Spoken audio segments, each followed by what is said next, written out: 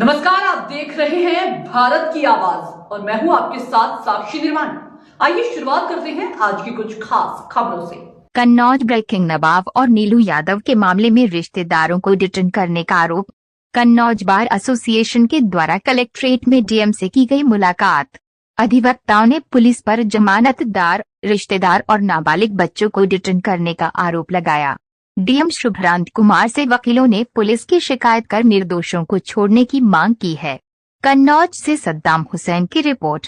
इस अपराध में लोग बंद हैं, जिसमें नीलू को भी मुलजिम बनाया गया सह आरोपी। उसमें उनकी जमानत पहले हो चुकी, रिहाई भी जा चुकी थी। एक मुकदमा जो इनके ऊपर मारपीट का था, उसमें 24/9/2024 को मान्य न्यायालय द्वारा जमानत दे दी गई। इसके बाद उनकी जमानत दाखिल की गई, तो उस पर मान्य न्यायालय ने 27/9/24 जो है वो लगाई थी कि जामीनदारों का सत्यापन करके भेजा जाए। तो जामीनदारों को सत्यापन तो नहीं भेजा गया, पुलिस द्वारा जामीनदारों को ही डिटेन कर लिया गया। अब यही नहीं पता है कि कहाँ पे बैठा लें। तहसील का सत्यापन पहुंचने के बाद मान्य न्यायालय द्वारा उनकी रिहाई 27/9/24 को भेज दी गई। 27/9/24 को जब वो शाम को रिहा हो गए, उसके बाद पता चला कि पुलिस ने उनके खिलाफ गैंगस्टर एक्ट का मुकदमा लिख दिया है। तो गैंगस्टर एक्ट का मुकदमा लिख दिया है, जिले में बहुत से लोगों को गैंगस्टर एक्ट का मुकदमा लिखा हुआ है। वो घूम रहे हैं, अपने सरेंडर करें, जमानत कराएं, लेकिन पुलिस उनके पीछे उसी समय से 27/9/24 की रात से ही बुरी तरीके से पड़ गई। क्या मांग की है सर आप लोगों ने? हम लोग यही मांग किए हैं। 27/9/24 की रात में जाके कन्नौज पुलिस ने उनके घर पे दबिश दी, दरवाज़ा तोड़ दिया, महिलाओं के साथ बहुत ही अभद्र भाषा का प्रयोग किया, बच्चों को पकड़ लाए। उनके दो बड़े भाई हैं, एक जो ग्राम प्रधान हैं इस समय वर्तमान में शिवपाल सिंह, और वो हार्ट और बीपी के मरीज भी हैं, शुगर के मरीज हैं। तो इन लोगों को सबको 7-8 लोगों को पकड़ के पुलिस में यही नहीं पता है कि कहाँ पे बैठा ले, ना किसी को पता चल रहा, ना कोई मिल पा रहा। तो इसी को लेकर हम लोगों ने माननीय जिलाधिकारी महोदय से एक अपना ज्ञापन सौंपा है, मांग पत्र भी दी है।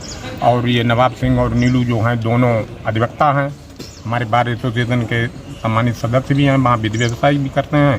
तो इसीलिए हमारी कन्नौज बार एसोसिएशन ने उनके समर्थन में जो है वो दिया है। और नीलू का भी नहीं पता लग रहा है, नीलू का भी नहीं पता लग रहा है कि कहाँ है, क्या है।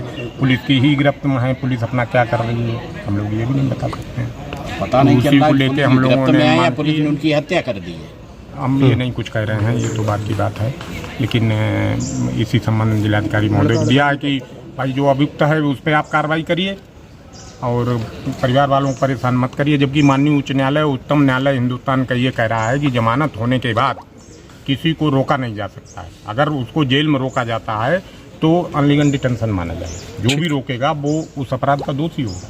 तो ये कानून का काम, कानून की प्रक्रिया होना चाहिए। पुलिस अपना काम करे, न्यायालय अपना काम करें, अधिवक्ता अपना काम करें। यही हम लोगों की मांग है कि भाई उनके घर वालों को परेशान मत करिए। आप लोगों ने जिलाधिकारी को ज्ञापन दिया है, किस मांग को लेकर ज्ञापन था आपका? देखिए, मैं अध्यक्ष बार एसोसिएशन कन्नौज मोहम्मद इदरीस खान इस बात का ज्ञापन दिया है कि हमारे एक साथी अधिवक्ता नवाब सिंह यादव जी और उनके भाई नीलू यादव जी, जो पेशे से दोनों अधिवक्ता हैं और हमारी बार के सदस्य हैं, उन पर मुकदमा लगा है, गैंगस्टर लगा है। तो ये नीलू यादव की जमानत माननीय न्यायालय द्वारा स्वीकृत की जा चुकी है और वो उनकी रिहाई हो गई है।